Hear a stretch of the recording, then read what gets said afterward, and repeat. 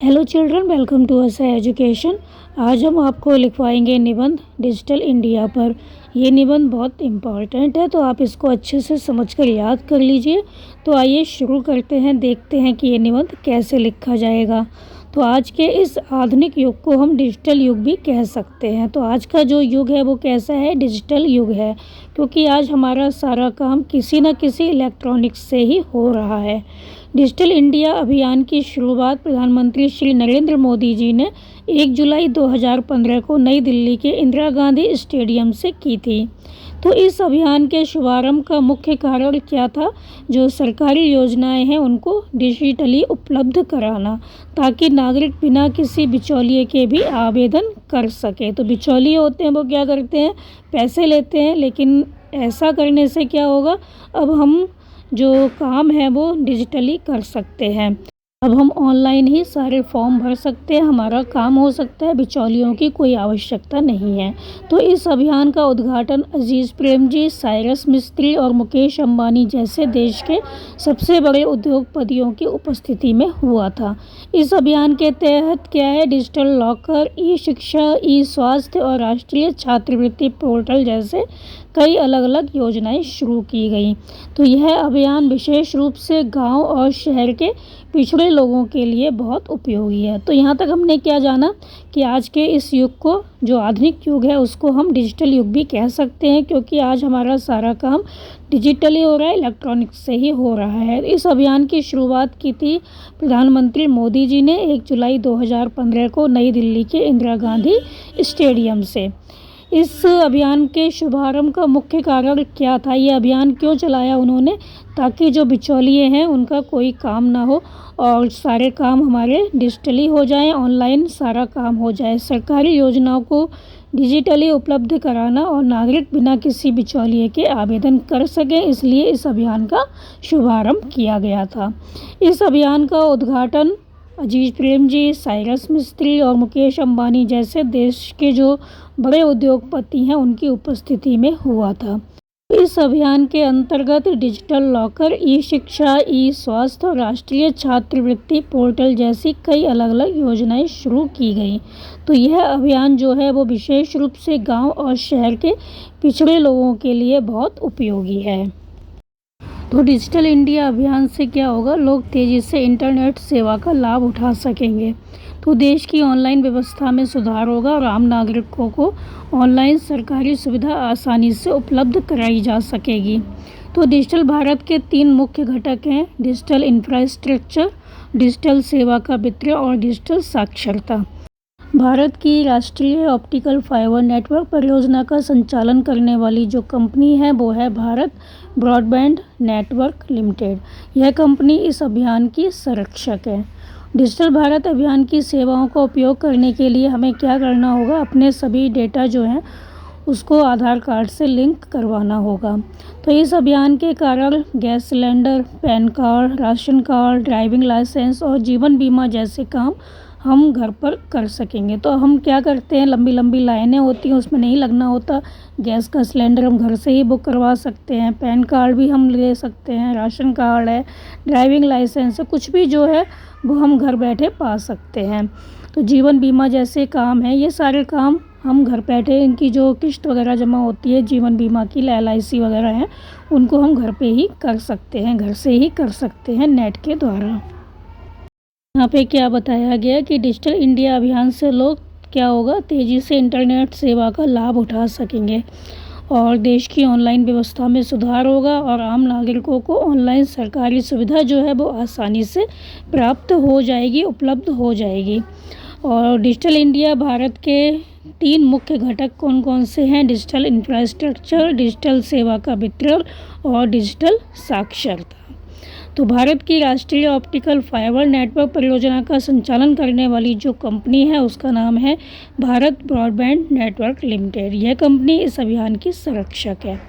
तो डिजिटल भारत अभियान की सेवाओं का उपयोग करने के लिए हमें क्या करना होगा? अपने सभी डेटा जो हैं उनको आधार कार्ड से लिंक करवाना होगा। तो इस अभियान के कारण हम घर बैठे गैस का सिलेंडर बुक करवा सकते हैं, राशन कार्ड पा सकते हैं, पैन कार्ड पा सकते हैं, ड्राइविंग लाइसेंस या जीवन बीमा जैसे काम है घर पर ही कर सकेंगे। तो इस अभियान के तहत क्या होगा, हमारे सभी ज़रूरी दस्तावेज़ हैं जैसे कि आधार कार्ड है, वोटर आईडी है, पैन कार्ड है, ड्राइविंग लाइसेंस है, मार्कशीट है, इन सभी को ऑनलाइन रखने की सुविधा मिलेगी। तो अस्पताल, bus station, railway station, police थाने और सभी सरकारी कार्यालयों में CCTV जो कैमरे हैं वो लगाए जाएंगे। 2.5 लाख गाँवों के स्कूलों और विश्वविद्यालयों में वाईफाई और ब्रॉडबैंड की सुविधा उपलब्ध कराई जाएगी। डिजिटल अभियान की वजह से क्या होगा, देश तेज़ी से विकास करेगा। डिजिटल इंडिया अभियान से भ्रष्टाचार में काफ़ी हद तक कमी आएगी और इंटरनेट के द्वारा ग्रामीण विद्यार्थियों तक तकनीकी शिक्षा पहुंचेगी। तो यहाँ पर क्या बताया गया, तो डिजिटल इंडिया होने से क्या होगा, हमारे जो भी ज़रूरी दस्तावेज़ हैं जैसे आधार कार्ड है, वोटर आईडी कार्ड है, पैन कार्ड है, ड्राइविंग लाइसेंस है, मार्कशीट है, इन सभी को हम ऑनलाइन रख सकते हैं। और अस्पताल, bus station, railway station, police थाने और सभी सरकारी कार्यालयों में क्या होगा, CCTV कैमरे लगाए जाएंगे। 2.5 लाख गाँवों के स्कूलों और विश्वविद्यालयों में वाईफाई और ब्रॉडबैंड की सुविधा उपलब्ध कराई जाएगी। तो डिजिटल अभियान की वजह से क्या होगा, हमारा देश काफ़ी विकास करेगा। डिजिटल इंडिया अभियान से भ्रष्टाचार में काफ़ी हद तक कमी आएगी। इंटरनेट द्वारा ग्रामीण विद्यार्थियों तक तकनीकी शिक्षा पहुंचाई जाएगी। तो इस अभियान से कई सरकारी काम ऑनलाइन होंगे और रुपए पैसे का जो लेन देन है, भुगतान है, वो भी ऑनलाइन होगा, जिससे कालाबाजारी और टैक्स चोरी कम हो जाएगी। तो सारे काम हम ऑनलाइन कर लेते हैं, पैसे का लेन देन है, पैसे ट्रांसफ़र करने हैं, किसी को भेजने हैं और किसी से मंगाने हैं, तो सारा काम ऑनलाइन ही हो जाता है, हमें बैंक जाने की ज़रूरत नहीं पड़ती। भ्रष्टाचार, कालाबाजारी और टैक्स चोरी जब कम हो जाएगी तो देश की अर्थव्यवस्था भी मजबूत होगी। अब डिजिटलीकरण के कारण हम घर बैठे ही क्या कर सकते हैं, टिकट बुक कर सकते हैं, चाहे रेल की टिकट हो, वायुयान की टिकट हो, बस की टिकट हो, हम कोई भी टिकट ऑनलाइन बुक कर सकते हैं। अब हमें लंबी लंबी कतारों में खड़े रहने की आवश्यकता नहीं है, अब हर काम ऑनलाइन संभव है। अब हर काम ऑनलाइन संभव है, कोई भी जानकारी लेनी हो, हमें कोई भी ख़रीदारी करनी हो या कोई भी हमें सामान लेना होता है तो हम ऑनलाइन ही उसको ले सकते हैं। अब हमें बाज़ार जाने की भी आवश्यकता नहीं है, ऑनलाइन सब कुछ उपलब्ध हो जाता है। ई-कॉमर्स मंचों ने बहुतों को रोजी रोटी का साधन दिया है, तो सब कुछ ऑनलाइन हो गया है तो लोगों को रोज़गार भी काफ़ी मिले हैं। तो यहाँ पर यही बताया गया है कि ऑनलाइन होने से सब कुछ हमें बहुत अधिक सुविधाएं हो गई हैं, क्योंकि हम सारा कुछ ऑनलाइन कर सकते हैं। पैसे का लेन देन है, भुगतान है, किसी से पैसा मंगाना है, भेजना है, तो हम सब कुछ ऑनलाइन कर सकते हैं। इससे कालाबाजारी और टैक्स चोरी कम हो गई है और भ्रष्टाचार, कालाबाजारी, टैक्स चोरी जब कम हो जाएगी तो देश की अर्थव्यवस्था भी मजबूत होगी। अब हम घर बैठे ही कोई भी टिकट है वो बुक कर सकते हैं। अब हमें लंबी लंबी कतारों में खड़े रहने की आवश्यकता नहीं है, सब कुछ ऑनलाइन हो जाता है। कोई भी जानकारी चाहिए, सब कुछ इंटरनेट पे मौजूद है। समय नहीं है और ख़रीदारी करनी है तो कोई नहीं, आप घर पे बैठे ही ख़रीदारी कर सकते हैं। तो ई-कॉमर्स मंचों ने बहुतों को रोजी रोटी का साधन दिया है, बहुतों को काम दिया है। जैसा कि आपको पता है कि हर सिक्के के दो पहलू होते हैं, जहां लाभ होता है वहाँ हानियाँ भी होती हैं। तो डिजिटल इंडिया होने के लाभ भी हैं और हानियाँ भी हैं। तो लाभ कौन कौन से हैं, भ्रष्टाचार में कमी आएगी, कालाबाजारी कम होगी, ग्रामीण विद्यार्थियों को शिक्षा मिलेगी, सरकारी विभागों में लाइनों से छुटकारा मिलेगा, देश का विकास तेज़ी से होगा, ग्रामीण लोग ठगी का शिकार नहीं होंगे, बैंकिंग सुविधाओं का लाभ मिलेगा, सरकारी योजनाओं का सीधा लाभ मिलेगा। देखते हैं डिजिटल इंडिया की हानि क्या है। तो डिजिटलीकरण ने हम मनुष्यों को मशीनों पर निर्भर कर दिया है, हम पूरी तरह से मशीनों पर डिपेंड हो गए हैं। हम किसी से बात करते हैं तो वो भी किसी मशीन के द्वारा ही करते हैं। तो डिजिटलीकरण ने हमें एक दूसरे से सामाजिक रूप से दूर कर दिया है। इंटरनेट के इस्तेमाल ने साइबर क्राइम को बहुत बढ़ावा दिया है। भारत में इसके प्रति कोई विशेष सावधानी नहीं बरती जाती है, जिस कारण साइबर क्राइम का खतरा बहुत अधिक बढ़ जाता है। डिजिटल इंडिया की सफलता के लिए इंटरनेट का प्रयोग करना ज़रूरी होता है, लेकिन इंटरनेट जो है बहुत धीमी गति में आता है। तो धीमी गति से क्या होता है, जो ये काम है सारे वो करना मुश्किल हो जाता है, विशेषकर गरीब लोगों के लिए।